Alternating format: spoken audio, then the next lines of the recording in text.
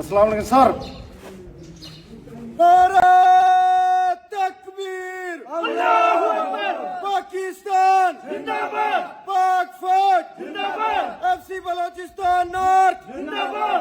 है वतन प्यारे वतन, पाक वतन, पाक वतन है मेरे प्यारे वतन। هر څوک غواړي چې اختر په خپل کور د خپلو عزیزانو او خپلوانو سره ونمانځي، مګر دا ځوانان چې د سرحدونو ساتنه کوي د اختر خوشحالي له کوره لیرې مانځي او په ځانګړي ډول خوشحاله دي، خپلو دندو ته اولویت ورکوي. مونږ دلته د اختر په موقع باندې په دې پوسټ باندې ډیوټي کوو. دلته چې کوم بار ده دې باندې چې کوم مومنټ کیږي یا مشکوک مومنټ کیږي، دا مونږ یا بلا افسره کمانډر ته دا مونږ آګاه کوو او مونږ ټول قوم ته دا پیغام ده چې مونږ ولاړ یو او دلته کې تاسو د حفاظت لپاره تاسو ښه ټیټ خپل بې فکره اوسئ او مونږ دلته کې ولاړ یو په ډیوټۍ باندې.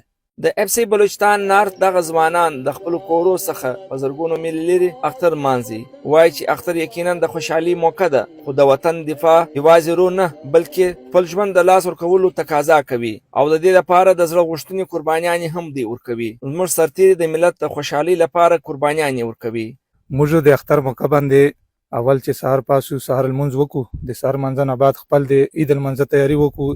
عید المنځ چې وکړو نو هغې نه بعد ټول کینو خپله کټه باندې په یوه هغه باندې که افسر وي که جونیر وي صبحي ده، نو مقصد ده چې موږ ټول کټه خپلې چای وکړو، خپل ټولو ته خپله عید مبارکي وکړو، خپل بالا افسرانو ته عید مبارکي وکړو او هغې نه بعد خپل چې کوم ډیوټي معمول ده هغه سرحد باندې خپل ډیوټي جاري ساتو. بقایا چې د کوم خپل خپلوان دي، کور دي، مور پلار دي، هغو ته خپل ټول عید مبارکي وایي، څو خپل مقصد ده چې مصرفیات کوي او هغې نه بعد د ورځې دپاره بډه کانه وي.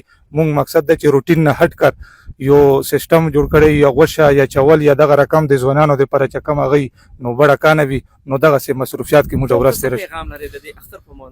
قوم ته دا پیغام لرم چې انشاءالله بې فکره اوسئ. دلته کې ځوانان ولاړ دي، نو مقصد ده چې عید په موقع باندې دغسې هزارو عیدان موږ باندې قربان دي. دلته مخکې هم راغلي دي، دا نن هم د اختر ورځ ده موږ دلته تېروو.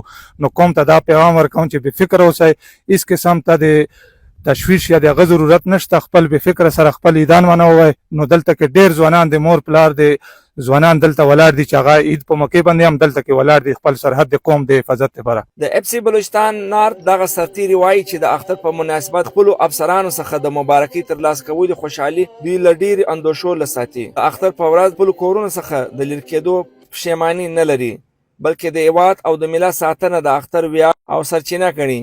د کیمرا ټیم سره اختر ګل فام، سنو خیبر پښتونخوا، چمن.